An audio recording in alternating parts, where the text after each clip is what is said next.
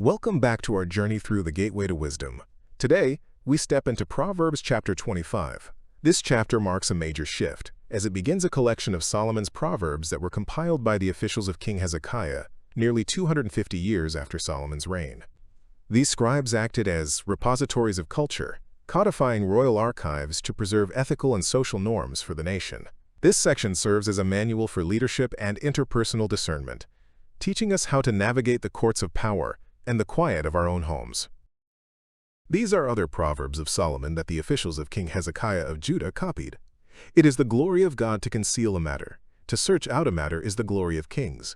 As the heavens are high and the earth is deep, so the hearts of kings are unsearchable. Solomon establishes a theological hierarchy where God's glory is found in his divine inscrutability, while a leader's glory is found in the diligent skill of discovery. A king must be a master of reality, possessing a depth of thought that is unsearchable to those who are not discerning. In the biblical era, this referred to a king's strategic and judicial wisdom at the city gate. Today, we see this in corporate leadership and scientific inquiry, where the most respected leaders are those who search out truth and maintain a cool spirit of depth rather than following every shallow trend. Remove the dross from the silver, and a silversmith can produce a vessel. Remove wicked officials from the king's presence, and his throne will be established through righteousness. Wisdom requires a spiritual alchemy, where impurities are burned away to reveal value. A nation or organization's stability is not based on power alone, but on the removal of corrupt influence to ensure its foundation is established in justice. In ancient smelting, silver was useless until the dross was gone. Modern professional ethics demand the same, quote, probity, recognizing that a team or business built on wickedness has no staying power, regardless of its technical skill. Do not exalt yourself in the king's presence, and do not claim a place among his great men. It is better for him to say to you, "Come up here," than for him to humiliate you before his nobles. Pride is a form of reality rejection that leads to inevitable disgrace. Humility is identified as a sign of heroic strength and self-mastery, allowing one to wait for honor rather than attempting to seize it through many words. Today's clout and self-promotion culture encourages us to exalt ourselves via digital status. Proverbs warns that true character worth is a reward given by the community, not a status we can manufacture for ourselves. Do not bring hastily to court, for what will you do in the end if your neighbor puts you to shame? If you take your neighbor to court, do not betray another's confidence, or the one who hears it may shame you and the charge against you will never leave. Wisdom requires the discipline of patience and the skill of the closed lip. Betraying a secret during a dispute is a disgrace that destroys the fabric of covenant-faithful relationships. In the ancient Near East, a public lawsuit was a serious social flogging. In our era of online call-out culture, we often rush to judgment or blurt out private details to win an argument, failing to realize that careless words are like feathers scattered in the wind that can never be retrieved. A word fitly spoken is like apples of gold in settings of silver. Like a gold ring or an ornament of fine gold is a wise rebuke to a listening ear. Wisdom shows up in the mouth as a priceless treasure.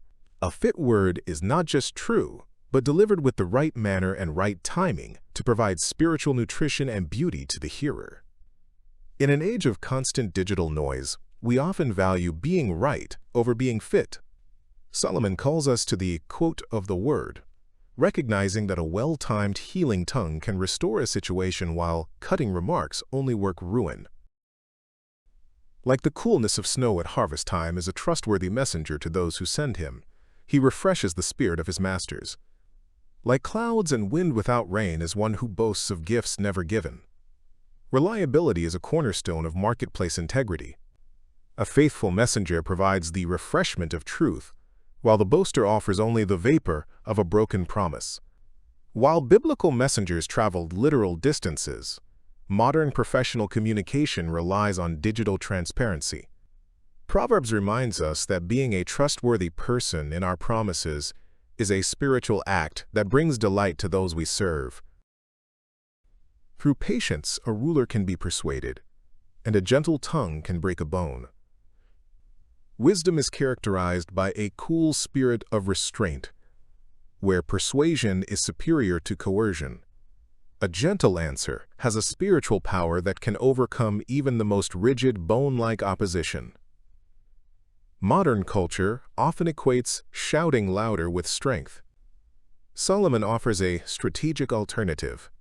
Emotional intelligence and patience are not weaknesses, but skill for living that provides stability in conflict. If you find honey, eat just enough, too much of it, and you will vomit. Seldom set foot in your neighbor's house. Too much of you, and they will hate you. Wisdom requires moderation and the setting of cosmic boundaries in our appetites and social interactions. Even good things like honey or friendship become a snare if they lack self-control. We live in an era of overconsumption and digital boundary blurring.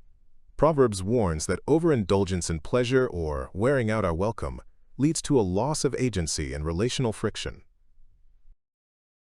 Like a war club or a sword or a sharp arrow is one who bears false witness against a neighbor. Like a broken tooth or a lame foot is reliance on the unfaithful in a time of trouble. Like one who takes off a garment on a cold day, or like vinegar poured on a wound, is one who sings songs to a heavy heart. Deception and unreliability are weapons of war that destroy communities. Wisdom requires intentional empathy, knowing that offering cheap joy to a broken spirit is a theological insult that causes more pain than comfort. In our toxic positivity or misinformation age, Proverbs chapter 25 verses 18 to 20 reminds us that lying lips act as piercings of a sword, and that true support requires the heroic strength of meeting people in their actual reality. If your enemy is hungry, give him food to eat. If he is thirsty, give him water to drink. In doing this, you will heap burning coals on his head, and the Lord will reward you. Wisdom is radically redemptive and relational. Kindness to the enemy is an act of common grace that invites a change of heart through the shame of unexpected mercy. Modern cancel culture prioritizes vengeance over reconciliation.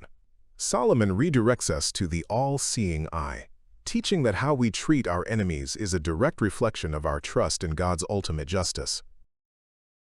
Like a north wind that brings unexpected rain is a sly tongue, which provokes a horrified look.